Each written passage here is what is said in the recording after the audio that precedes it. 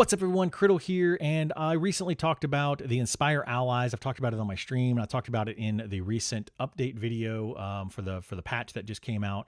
Inspire Allies got a boost to it to basically increase your spell power, starting at 30 spell power for 15 seconds, and then that boost gets bigger the higher level your cleric is. And I think it's a great spell for clerics. I think it's fantastic, but there were a couple of issues with it. The first issue is it doesn't actually affect attack power at all, as far as I can tell. There's no difference in physical damage. So when I do a melee attack, I don't get a bonus to my melee attacks. I don't get a bonus to any of my abilities, which I will show you here in a second. But what you do get a bonus to is any type of spell damage. So it seems to be any type of elemental damage. Effectively, what you can do is kill any mob in this game. You stack it up with a few dots, and then you hit the Inspire Ally, and then it just melts the mob super fast because it ends up doing 1,000 damage per tick or thousands of damage per tick, depending on how many dots you have up.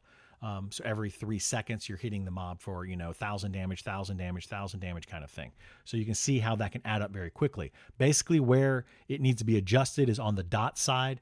On the hot side, this is what I brought up in Joppa's stream, and where I feel like it was kind of glossed over is because for hots, it's not as big of a deal. It's not like you're going to be stacking up a bunch of hots on a tank, and if you do, you're just going to basically be overhealing the tank. The issue really comes in with the dots on mobs. So let's take a first look here of how it actually works. We're going to be doing this with just a cleric and myself in the group. So you can see here, you can see some of the damage numbers that I'm doing.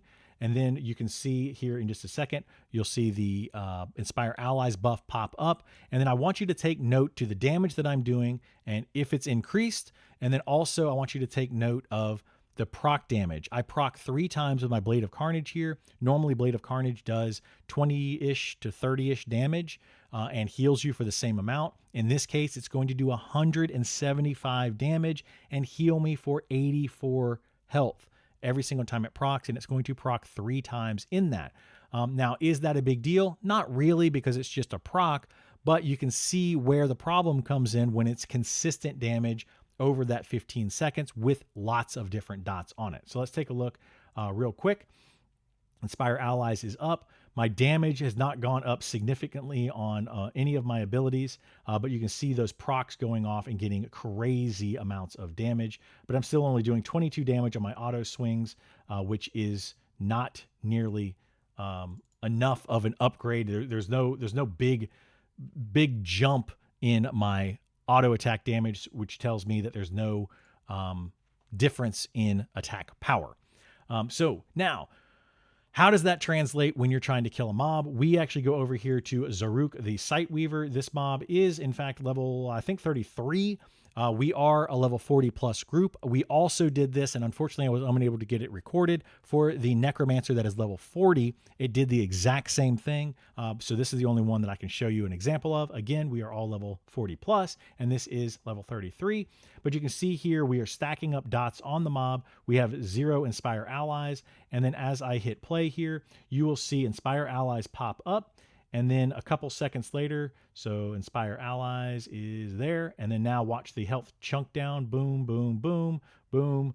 And then boom, it's dead. So that mob basically died from, let's see, we'll go to right when Inspire Allies pops is 8-second mark. And it was dead by the right there, 13-second mark. So in 5 seconds, we did 75% of that mob's health. If this, and that's only in 5 seconds of the Inspire Ally. We had another 10 seconds to go where we could have been chunking down damage. So you can see where the problem is on this mob, or on this particular ability. It needs to be adjusted. It needs the attack power side of it needs to be fixed so that we're actually getting attack power. So it benefits everyone in the group, not just the dot people. And then the dots needs to be adjusted so that it kind of, increases their damage, maybe even doubles their damage is fine. But what it's doing right now is it's taking like a 50 damage dot and adding in another 150 damage to that, making a 50 damage per tick to 200 damage per tick. And when you have that on 4 different dots, 5 different dots, 8 different dots on the mob, you can see where that damage can get kind of out of control. So hopefully this does get fixed in the future. My friends are going to hate me for making this video because they really, really, really want me to not talk about it, since it's really powerful right now.